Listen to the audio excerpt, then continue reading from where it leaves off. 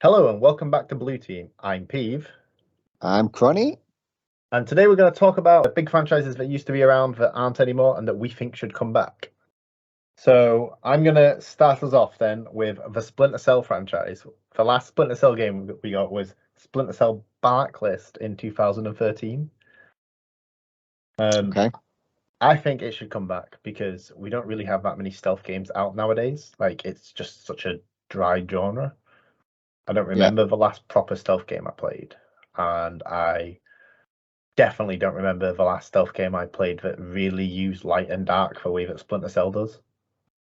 Oh yeah, Splinter Cell. I love that on Splinter Cell. It is the best quality it had, without a doubt. There's just something nice about, when you grab the guard and you just walked backwards into the light, like into the dark, and all you could see was the three lights on his head. 3 green dots. Yeah, Yeah, that was great fun. That was completely like one of my favorite things about that game. So yeah, I'd like to see them do something with that and bring that forward. Yeah, definitely, and they should do it. Ubisoft should do it because they've not really brought anything exciting to the table for quite a while. So Splinter Cell would definitely give them some kudos in my book.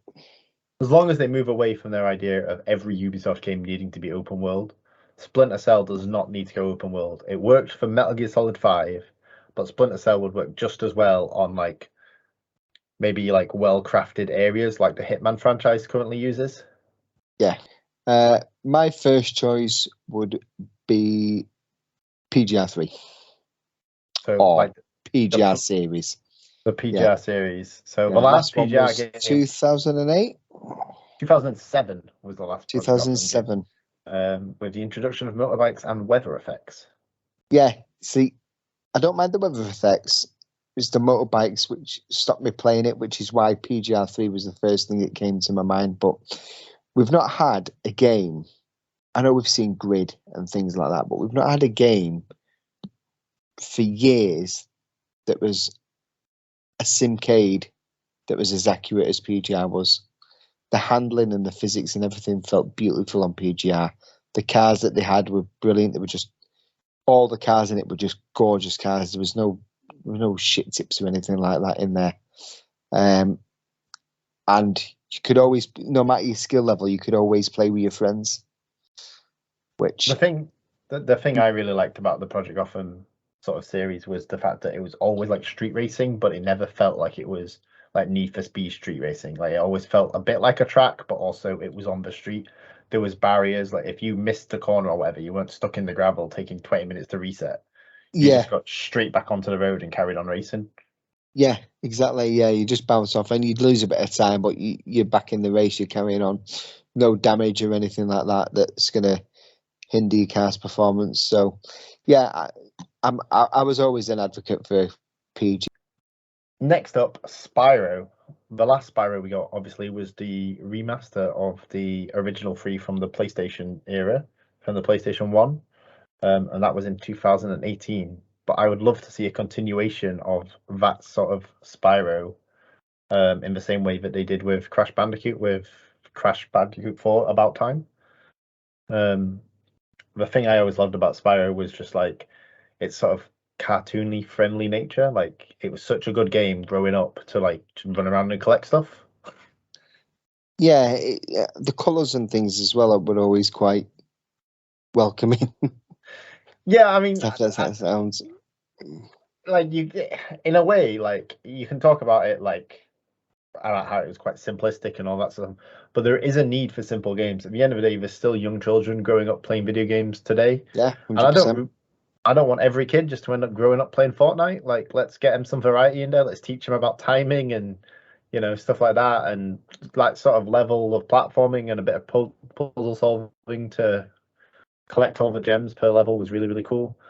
Opening up bonus levels and stuff like that, like saving the dragons. It was a really cool little story, and the idea of playing as like this cute little adorable dragon that was just kind of like the runt of the litter kind of thing. And you're there like saving all these massive dragons because everyone kind of undermined you. It was a proper underdog story, which is what you want in a video game. Like, yeah, exactly. it's all great being the big guy in the big green suit, but sometimes you just want to be the underdog that still like rises up to defeat evil. Kind of like the hobbits in Lord of the Rings. Yeah, well, underdog stories are usually the best. And talking of hobbits, Lord of the Rings, nice intro there, Pete. I would like to bring back the Lord of the Rings game franchise, not in the sense that we've got it now, where it's Middle Earth with, you know, like a prequel, Shadows of Mordor and all that. In the sense of the old Lord of the Rings games, which were adaptations of the film. The standout one was Return of the King, 2003. It was on PlayStation 2, Xbox, and Wii at the time. Would it have been Wii? GameCube. I'll be honest, I don't know very much about this game at all. It was really good fun. So it was like it was a side-scrolling action game, but not in the conventional sense of a side-scrolling action game. The camera used to pan round, so at times you'd be running along. It was very linear the way you used to play it, but the camera would be tracking you from the side where you'd be hitting arrows off and firing arrows, and then it would track round and it would come round the back of you, and then it would maybe move around the other way, the camera from the side. But it was a really good fun game. If you get the chance to play it, I'd definitely recommend playing it. Did it feature a couch co-op? I think it did have co-op on it. Like a couch co-op thing where you could play with your friends? Yeah, it did. In fact, I think you could play I think it was 3-player, actually, thinking about it. I think it was a 3-player, or at least, it was definitely at least 2-player. And so you could be like Aragorn, Legolas, Gimli, and you basically played through the film, even all the way up to the big battles at the end of the game and things like that, fighting in castles and stuff like that. It's good. Gandalf, you could be Gandalf as well, actually, come to think of it. So, and it was kind of like your RPG characters as well. So you had like your bowman, your axeman, your swordsman, your mage. I would love that game to come back. I would bring back a bit of a classic now. So the last of these games came out in 2015. I'm talking about the Guitar Hero and the Rock Band franchise. Obviously, in 2015, it was Guitar Hero Live, which reinvented the guitar. It was like a weird 6-button guitar where you had like 3 top buttons and 3 bottom buttons, and like they were black and white. I'll be honest, I never played it because I was always I loved my colored version. You know, the traditional 5 colors: your green, red, yellow, blue, orange. The fact that I can list it off that quickly says quite a lot. And yeah, no, I'd love to see those come back. I know that Rock Band 4 in particular is still supported to this day because I still play it on my Series X. It still gets downloadable content and stuff like that, but you can't buy the controllers anymore because they just cost too much money. To get like someone like Microsoft, like with Activision, obviously supporting that and then kind of subsidizing some of the cost for the controllers, I would love to see that to come back. Like that would be a great game to bring back. That, and it was just one of those fun party games. Yeah, I always enjoyed them. I could never play it on a difficulty more than like normal or hard, but it was still good to make you feel like you were a little bit of a rock god. Having a few beers at home with your mates and then let's get Guitar Hero out.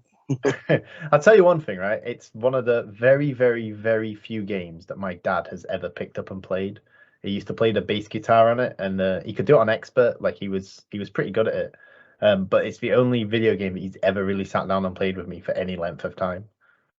So there's some fun memories for me. But I think again though, like it's one of those games where my dad's from a generation before gaming was really a thing.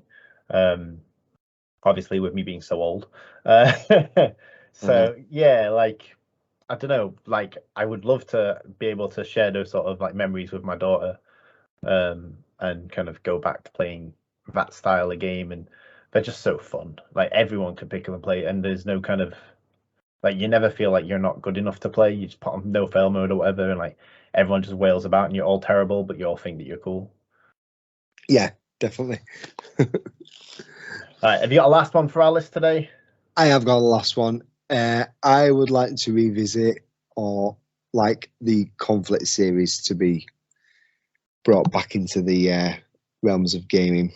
You mean like I lo- Conflict Desert Storm, Conflict Conflict Vietnam? Desert Storm. Yeah, I wasn't too much of a fan of Vietnam because it went jungle based, but I'm sure if I'd played it as much as I played Desert Storm 1 and Desert Storm 2, I'd have had good fun with that. I think the problem with Vietnam is I think that one went online. Desert Storm 1 and Desert Storm 2 weren't online because Xbox Live wasn't available then. Don't remember Vietnam being online. I do remember Global something or other being online, and I remember it being online because it was called Global. I can't remember what it was called though, like Global Ops or something like that. But yeah, no, I know exactly what you're talking about. But yeah, tactical shooter. You just had your own squad of 4, and you'd go into each mission with your squad of 4. You had like a sniper, a special ops guy, and similar to the Battlefield classes, really, that you had. And you'd go in and you choose which one they were. It was a couch co-op game as well, because I definitely remember putting many hours in with my brother-in-law when I first had it. And I don't know if it was a 4-player couch co-op, but it was definitely 2-player. It was just a shame. You could pick between like as well, like the missions didn't change, but you could choose to play as the British or the Americans. I seem to remember. That's right. Yeah. So you had a SAS or Delta, but yeah, that was a great game. That and Desert Storm 1, Desert Storm 2. I'm not a massive fan of Vietnam, but I remember playing the demo of Desert Storm 1, I want to say. And it was like a mission where you had to go like rescue one of your squad. You started as one player, but you unlocked the second one as you were playing through the mission. You had to rescue him. He was like chained up or whatever.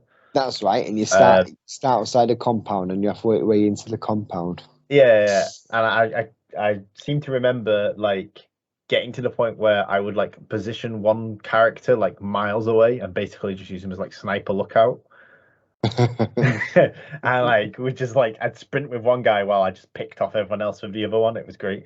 Well, that was kind of the beauty of the game though as well, because you could play it any way you wanted. You could play it semi-stealthish, or you could go in all guns blazing, or you could sit back and pop people off and then move in. In actual fact, probably the closest game you'd get to it in this day and age would be something like Wildlands or Breakpoint. Anyway, if you've enjoyed this list, guys, then feel free to give us a like. Also, if you disagree with us or would like to see other games and you think we've missed something, leave a comment down below. And until next time, I have been Peeve. I have been Connie. You guys have been awesome, and I'll see you in the next one.